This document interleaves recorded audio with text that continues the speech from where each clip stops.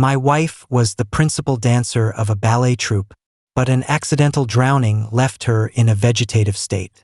Before the incident, she threw a divorce agreement at me.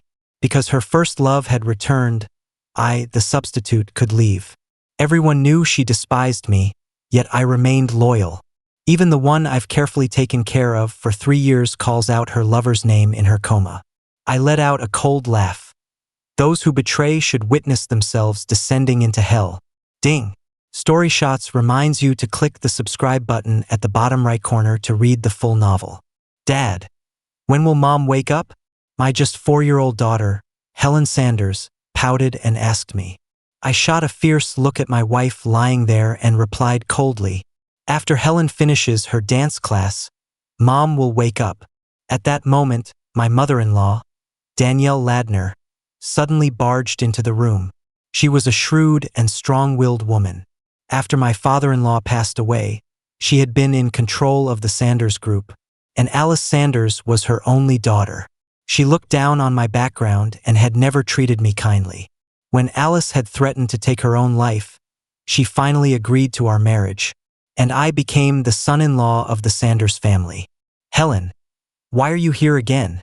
Saying this, she ordered the nanny to take my daughter away. Once Helen was out of sight, my mother-in-law began to scold me loudly as usual. You should see my granddaughter less.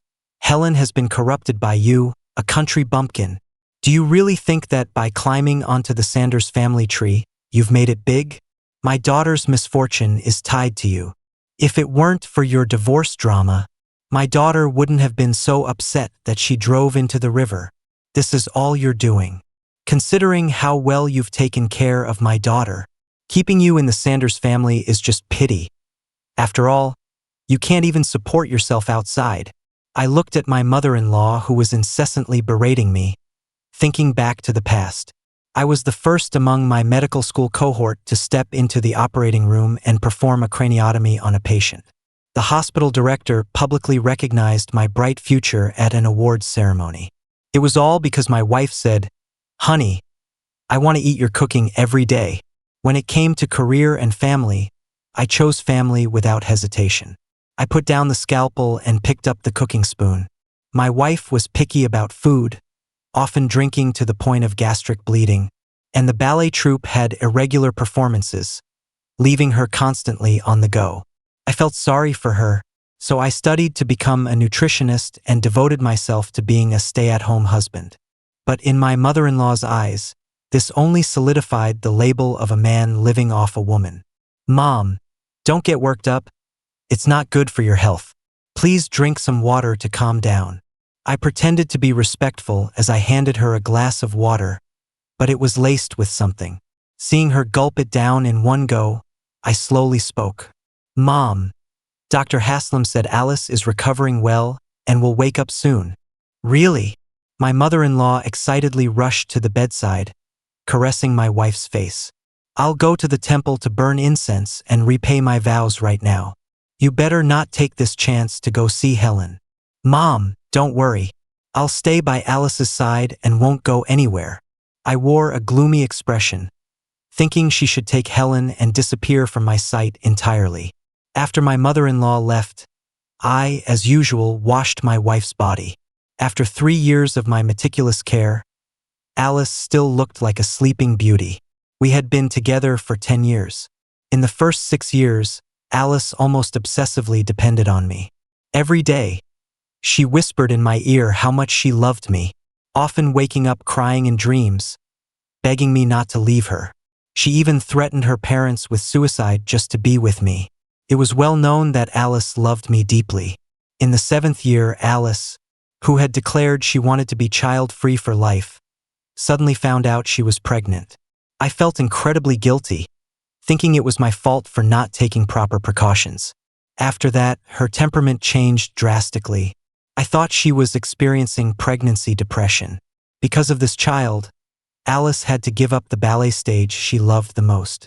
So no matter how harshly Alice yelled at me, I would first bow my head in apology, seeking her forgiveness. But each of my compromises only invited more rage from her. Alice smashed all the furniture in our home, tore apart our wedding photos, and used the clay doll we had spent 3 hours making together to smash my head. I was left bloodied. The clay doll shattered on the floor. Alice hysterically demanded that I get out, saying she hated my face. I held her tightly, kneeling and crying, begging her, "Darling, let's not keep this child, okay?" I naively thought that it was the appearance of this child that had caused a rift in our relationship. Ironically, I later discovered that Alice had suddenly gone mad. It was just because Porter Haslam had gotten her pregnant and then couldn't be found.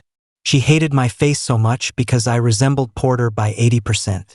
I self-deprecatingly smiled, using a warm, damp towel to continue cleaning her arms. I met Alice at an off-campus social event. She was the campus belle from the neighboring dance academy. The first time I saw Alice Sanders, she was like a proud white swan, breathtakingly beautiful. I only dared to sneak glances at her, but Alice was different. The moment she saw me, her eyes lit up, and she walked straight over to sit beside me. Alice drank 5 or 6 bottles of beer in a row. Her cheeks flushed as she covered my eyes. She boldly confessed to me, "Be my boyfriend, and don't ever leave me in this lifetime." My heart raced uncontrollably, and the classmates were all teasing us, but I ultimately didn't agree to her. I was just a poor kid from the village, orphaned, and my grandfather who raised me had also passed away due to illness. I struggled to keep up with my studies on a scholarship, and I felt I was completely unworthy of her. Alice relentlessly pursued me, intentionally creating various encounters at my school. It became the talk of the campus, the dance academy's beauty chasing after the medical school's top student. Some even asked her why she liked me. Alice said she just adored my face. Once again, when Alice tiptoed and told me to close my eyes, I didn't refuse her kiss. I gently wiped Alice's feet. Due to years of dancing, her toes were somewhat deformed. Alice always complained that they were too ugly for me to see, covering her feet with long socks. Sometimes I would deliberately kiss her foot and laugh, saying it was the badge of the top performer. After tidying up my wife, I lay beside her, holding her hand against my chest. "Alice, you said to hold up a heart high, then to slam it down hard, to repeatedly trample and abuse this heart. Isn't that exhilarating?" I deliberately mentioned Porter Haslam's name, and Alice frowned. Her fingertips trembled, and her eyelids quivered violently. A few days later, Alice indeed opened her eyes, and her mother-in-law rushed in, crying with excitement. "Alice, I have waited for this day for 3 years. I wanted you to wake up and see you losing everything, whether it was those you loved or those who loved you. They all left you. This is the price of betrayal." Alice's gaze was hazy. She wasn't fully awake yet, just staring at me intensely. She opened her mouth as if trying to say something, and her mother-in-law leaned in to listen. Alice's look towards me became fiery, her voice hoarse. "Porter, you've come back." She slowly raised her arm, tugging at the hem of my shirt, while her mother-in-law looked quite awkward. I shook off Alice's hand and stood to the side, watching her with indifference. "Dear daughter, you've been lying here for 3 years. I'm going crazy. You'll be okay." Her mother-in-law quickly changed the subject and helped Alice sit up. Turning her head, she sent me to the kitchen to check if the chicken soup was done. I closed the bedroom door, lit a cigarette, and exhaled smoke rings. Alice spoke in a thick voice, urgently asking her mother-in-law, "Mom, why isn't Porter talking to me? Does he dislike me? Has he fallen in love with another woman? How could that be? During your 3 years as a vegetable, Porter took care of you wholeheartedly. I didn't even hire a nurse. He must have been too excited to see you wake up." Hearing her mother-in-law say this, Alice seemed to breathe a sigh of relief. "Mom, help me sit up. I want to stand and surprise Porter." "What about Helen? She must be 4 years old now. Can she call you Dad yet?" I stubbed out the remaining half of my cigarette and called my junior, Abner Severin. "Abner, is that pharmaceutical company you mentioned last time still hiring?" "Senior, the projects you brought them before were incredibly profitable.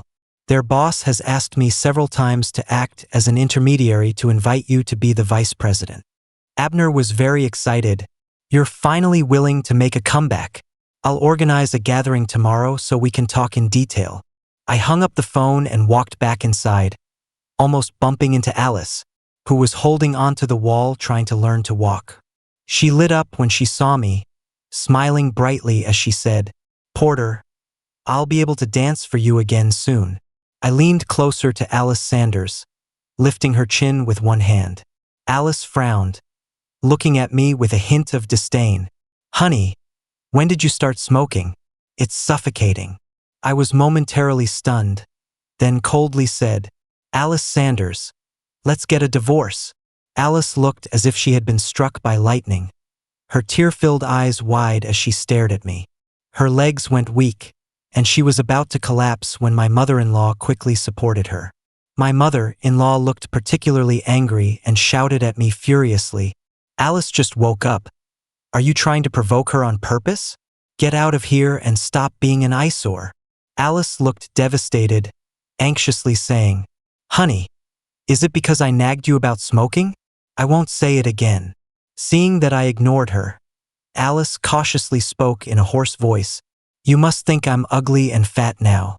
I'll get prettier soon, Porter. You have to believe me." Seeing Alice so humble, my mother-in-law became even angrier. "Daughter, you told me before that you wanted to divorce this useless man. Have you forgotten? I'll find you someone better.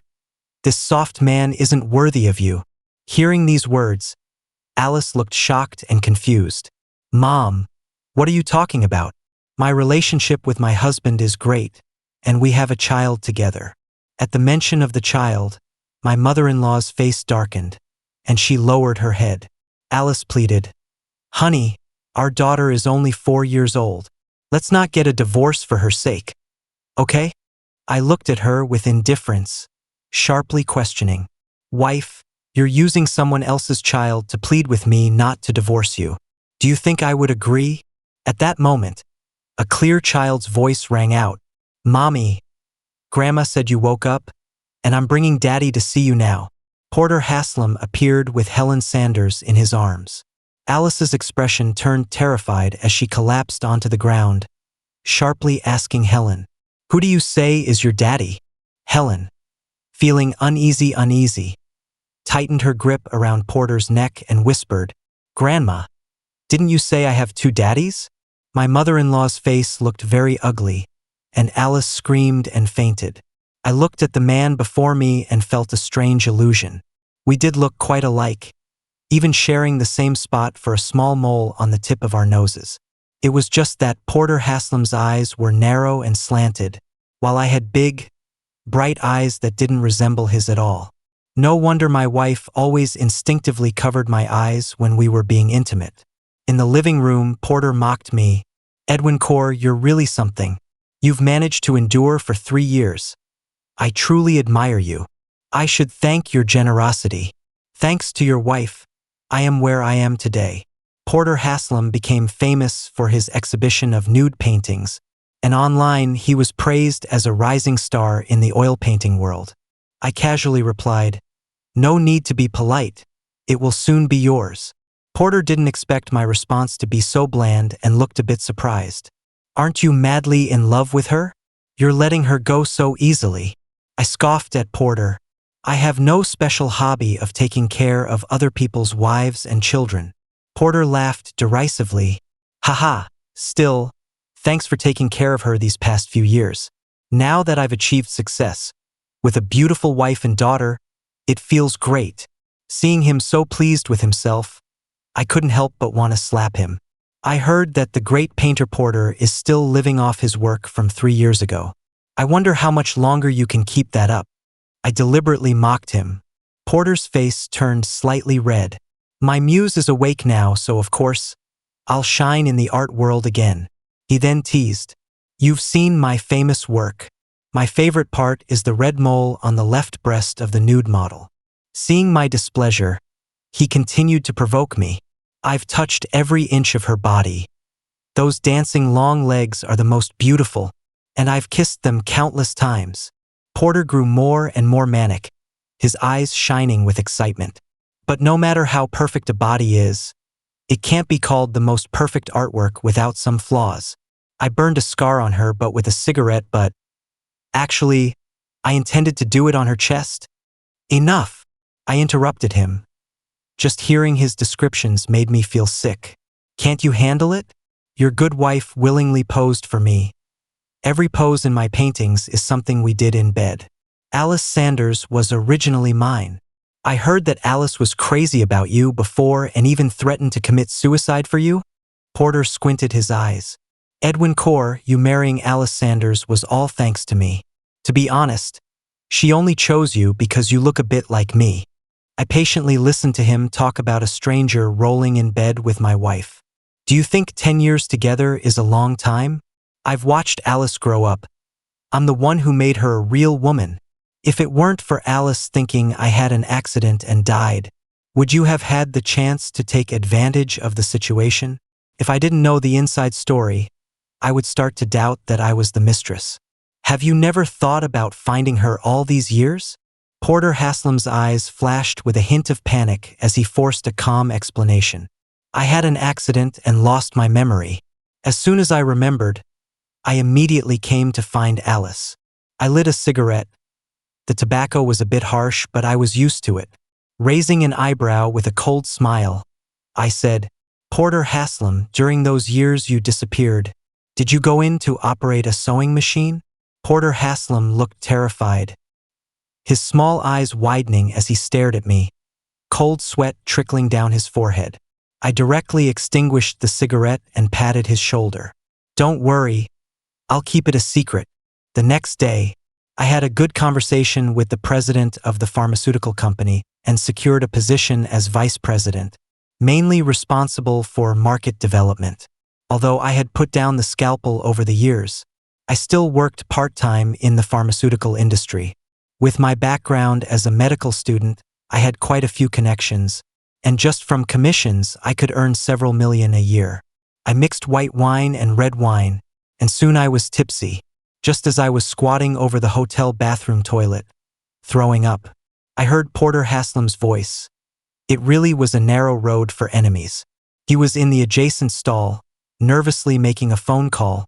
Mr. Walpole, don't worry. I'll have some money soon. I will definitely pay you back first.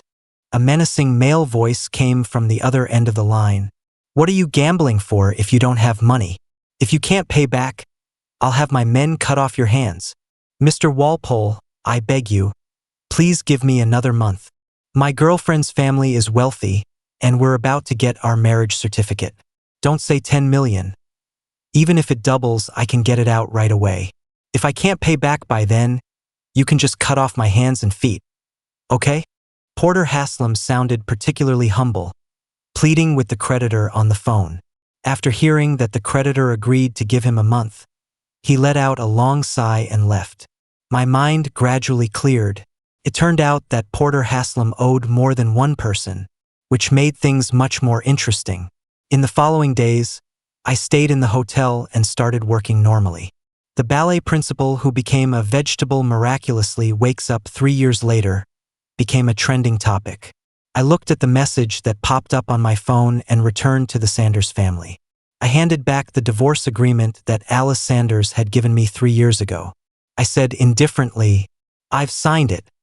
Let's find a time to get the divorce certificate. The look in Alice's eyes was very complicated, and her mother urged from the side, Daughter, hurry up and sign it. You need to get your marriage certificate with Porter soon. Alice didn't pay attention to her mother and stared blankly at me. Husband, can we not get divorced? Her mother immediately said, What nonsense are you talking about, you silly child? Porter's family is well off, and his career is booming. He's much more capable than Edwin Core. Her mother never shied away from belittling me, and seeing that Alice was still staring at me, she continued to persuade her. Now that Helen is so big, she has to recognize her real dad. It'll really make Helen think she has 2 dads. Porter Haslam walked in through the front door, and when he saw me, he smiled sheepishly. As soon as her mother saw Porter Haslam, her face lit up with enthusiasm, saying, My new son-in-law is here. Look at you, what gifts did you bring home? Porter Haslam was holding a red plastic bag, and when her mother opened it, her face showed a bit of embarrassment. These imported bananas must be very expensive. Porter is so filial. My ex-son-in-law only ate and drank for free and never bought anything. I glanced at it. A small bunch of bananas had a few black spots, probably on sale at the supermarket. All these years, the gold bracelets and necklaces I had given her mother couldn't compare to a bunch of rotten bananas. Seeing her mother so satisfied with him, Porter Haslam couldn't help but move closer to Alice Sanders. He wrapped his arm around Alice's shoulder, showing off his claim to her. Alice broke free and walked up to me, her eyes red as she said each word slowly. Edwin Kaur, I won't get a divorce. Porter Haslam was shocked, and her mother looked a bit tense. My heart ached sharply. This was the first time in 3 years that Alice Sanders had called my name. There was a hint of pain in my eyes as I spoke coldly. Alice Sanders, do you see clearly? I'm not him. Porter Haslam became very agitated, shaking Alice's body as he said, Alice, wake up. The person you loved for many years is me. I'm Porter Haslam. Her mother chimed in from the side. Daughter, didn't you say you fell in love with Porter since middle school? You even learned ballet because of him. Because Porter went missing unexpectedly, you got depressed and took a year off from school, which scared your dad and me. Later, when you met Edwin Kaur, who looked a lot like Porter, you slowly got better. It turned out everyone knew I was just Porter Haslam's substitute. A wave of bitterness rose in my heart. Hearing her mother talk about how crazy Alice had been for him, Porter Haslam revealed a sly smile. Alice was about to break down, shaking her head and crying, I don't know. She spoke incoherently. Yes, I've always loved Porter. I've given everything beautiful to Porter, so I love him. He is the love of my life. Alice Sanders seemed to be brainwashing herself as she muttered, It's Porter Haslam, not Edwin Kaur, right? I want to divorce him. Alice, in a panic, grabbed the pen on the table and signed her name on the divorce agreement. For a moment, I closed my eyes, wishing it would all just stop here. I successfully obtained the divorce certificate, not knowing what Porter had said to her. On the day I got the divorce certificate, she and Porter, right in front of me, picked up a bright wedding certificate. Alice Sanders appeared a bit dazed. Queen of Dance Alice Sanders wakes up to rekindle her romance with painting star Porter Haslam. Chingron's sweet moments. Bystanders say they are shipping it. Porter Haslam candidly states that Alice Sanders is his muse for inspiration. Ballet princess Alice Sanders dances Swan Lake again, her grace even more stunning. A wave of trending topics pushed Alice and Porter into the spotlight. During this time, I was not idle either, continuously signing several major deals for the company, and my career was thriving. The newly developed medical aesthetics sector was entirely under my control, and due to strong capital, I managed to compress costs to the extreme. Competitors were being squeezed out and unable to survive, including the Sanders Group under my mother-in-law's management. Recently, my mother-in-law developed a strange headache and her temper grew increasingly irritable. As the boss, she made a series of significant mistakes in decision-making, leading to a mass exodus of employees. The Sanders Group made a final struggle and tried to negotiate a partnership with our company through a middleman. I pushed open the private room door, and my mother-in-law and Porter had already been waiting for half an hour. The middleman had not yet arrived. Upon seeing me, they both looked shocked, and my mother-in-law aggressively said, Edwin Kaur, you're so used to living off others that you even came sniffing around for a meal. Do you have no shame? Porter sat beside, enjoying the show. Some dogs just can't stop eating shit. My mother-in-law's temper was indeed much more explosive than before. I knew the earlier substances I added to her drink were taking effect. Still trying to cling to my daughter, huh? Let me tell you, don't dream. You're just a stain in my daughter's life. I was about to speak when my mother-in-law shouted at me, You better get lost. Seeing you gives me a headache. This is room 318. I hope I didn't walk into the wrong place? Taking advantage of her pause, I quickly interjected. My mother-in-law stood up, pointing at me and cursing. Where did you hear that? We are here specifically to negotiate with Core Beauty Group. Are you here to throw a wrench in the works or to pick a fight? Porter also began to get alert. Edwin Core, you wouldn't be retaliating by trying to steal clients from the Sanders Group, would you? I heard you work in some pharmaceutical company as a salesperson. Just him? As a salesperson, he probably can't even get a base salary. The more my mother-in-law spoke, the more agitated she became, her heavy makeup failing to conceal the bulging veins.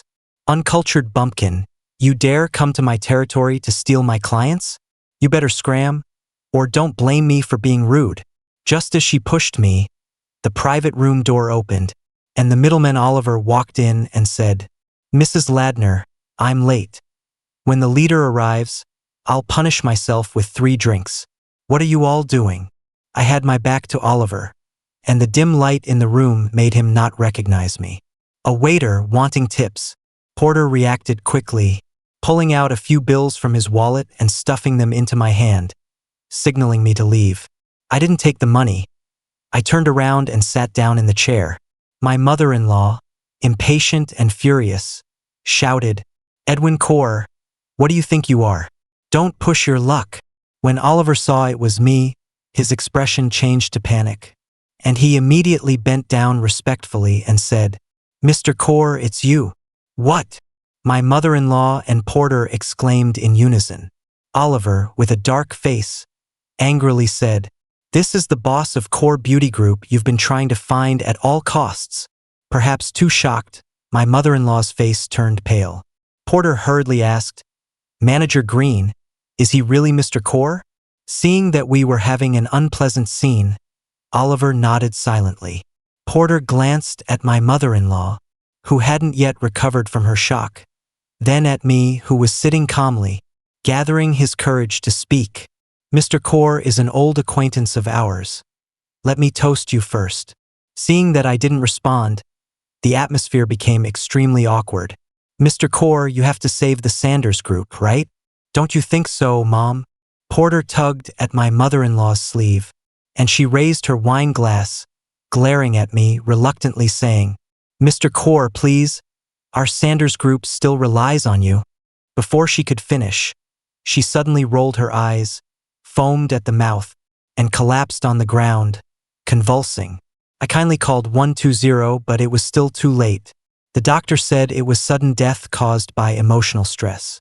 Alice Sanders fainted several times after hearing the news, but this was also her mother-in-law's retribution.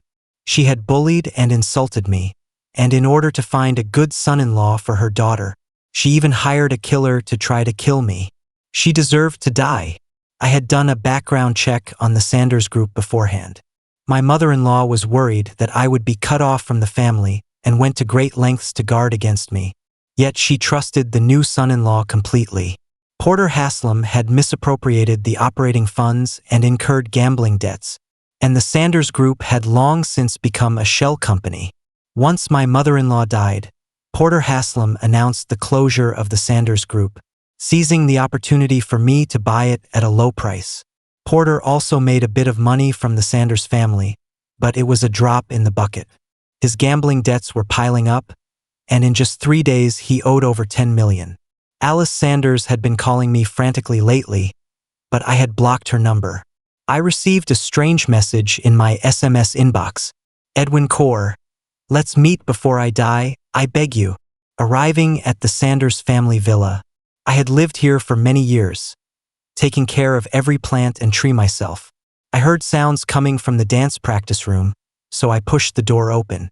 The large floor-to-ceiling windows were tightly covered with curtains, and the room was pitch black. Suddenly, the music from Swan Lake began to play, a piece I had listened to countless times over the past 10 years. A beam of light shone on Alice Sanders, who was wearing a white ballet costume, gracefully dancing on her tiptoes in front of me. As the music ended, she ran towards me, just like the proud white swan I remembered. With tears in her eyes, Alice looked at me, her voice choked with emotion. Edwin Core, this dance is for you. Am I beautiful? I took a half step back, looking at her with a distant gaze. Edwin Core, I have divorced Porter Haslam. Can we remarry? Alice lowered her proud head, utterly heartbroken. I haven't been as confused lately. I finally figured out my heart. I have always loved you, Edwin Core. I coldly mocked. This time, you're not mistaking the person, are you? Pain flickered in Alice's eyes, and she nervously bit her lip. Alice, I always thought that your greatest love was ballet, but later I realized it was Porter Haslam. No, it's not. Alice denied vehemently. Edwin Core, I was unconscious for 3 years, dreaming of you. I know I did something wrong to you.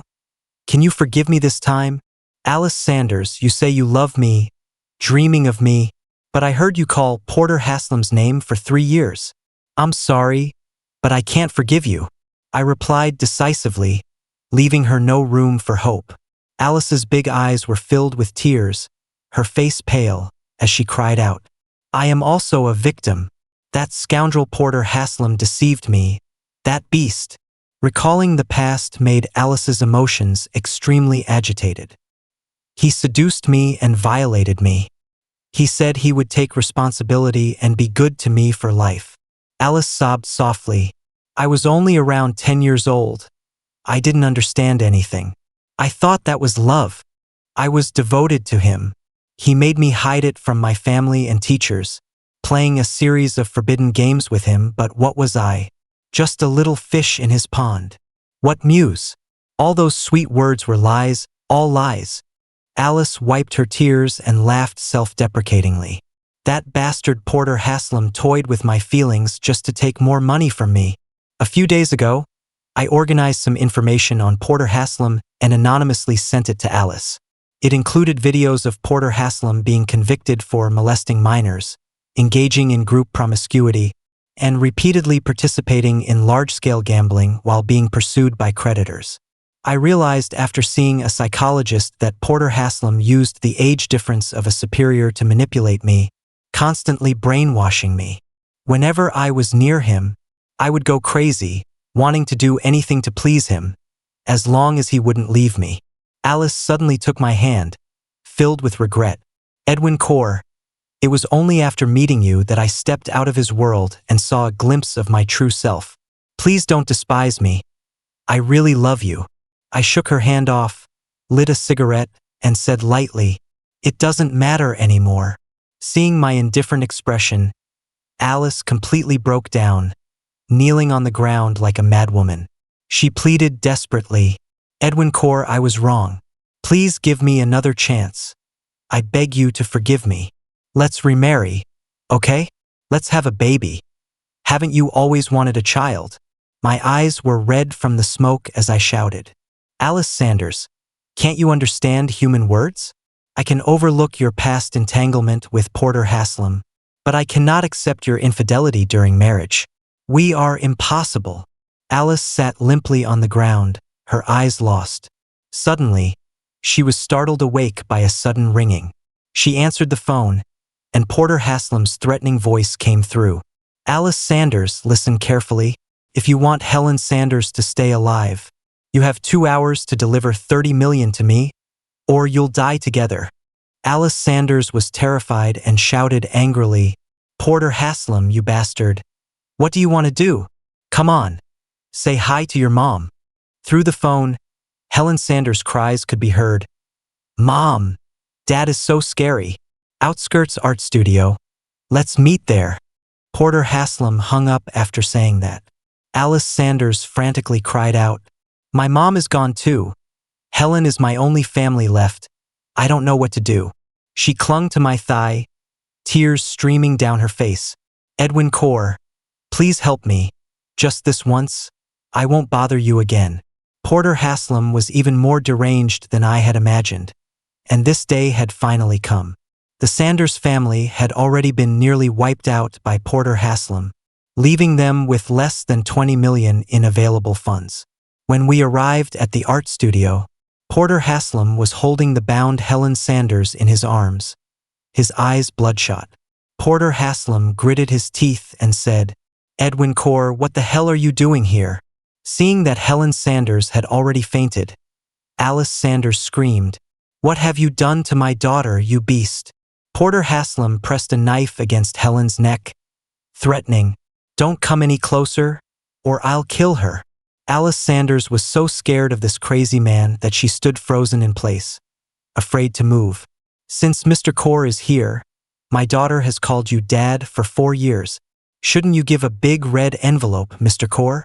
Porter Haslam let out a twisted laugh. I raised an eyebrow disdainfully at Porter Haslam and said indifferently, "How much do you want?" 10 million, Porter Haslam eagerly replied, then turned to Alice Sanders. "Wife, don't forget you still owe me 30 million. Alice Sanders' expression darkened as she coldly said, "You shameless scoundrel." I directly threw him a card, sternly saying, "There's 500,000 in there. The password is on the back. Take it and get lost." Porter Haslam dropped Helen Sanders on the ground and hurriedly picked up the card, checking the balance on his mobile banking app. He laughed until tears came out. "Mr. Core, you really are generous, thank you. I still have some photos you might like. I'll package them up for you so you don't have to buy them one by one." I opened the compressed file and frowned at the first image, which was of Alice Sanders in various nude poses. Alice Sanders snatched the phone away, her fingers swiping rapidly, her anger boiling over. Ignoring the knife in Porter Haslam's hand, Alice rushed forward and grabbed him by the neck. In a panic, Porter Haslam stabbed the knife into Alice's abdomen, but she wouldn't let go. The knife pierced through Alice's thigh as well. I kicked Porter Haslam away and helped Alice to the side. Porter Haslam's face turned red from holding his breath as he coughed. "Cough, Edwin Core, are you feeling quite pleased with yourself? I know you did this. You found a big influencer online to expose me, ruining my reputation. In the age of the internet, a regular person can be elevated to stardom overnight or be trampled by everyone." In his rage for profit, Porter Haslam crazily accepted advertisement endorsements. "Porter Haslam, your bland persona is too one-dimensional and outdated. Don't blame your fans for unfollowing you." After his persona collapsed, he faced a penalty of over 10 million, a sum he couldn't afford. In a fit of rage and humiliation, Porter Haslam shouted, "Edwin Core, you ruined my career and my family. Alice clearly loved me. It was all because of you." My gaze turned cold and sharp as I replied, "Porter Haslam, do you love to act? Everything is your own doing." Seeing that I had seen through him, he laughed maniacally. "You figured it out, huh? Haha, I was just playing with Alice Sanders, who told her to have a good figure and a wealthy background. I just had to wave my hand a little, and she came right up to me. Then I got bored." Alice Sanders, covered in blood, stared at Porter Haslam with wild eyes and shouted, "You played me, why don't you go die?" As soon as Alice finished speaking, she picked up the knife on the ground and stabbed it directly into Porter Haslam's right hand. In pain, Porter Haslam kicked Alice away, rendering his hand useless.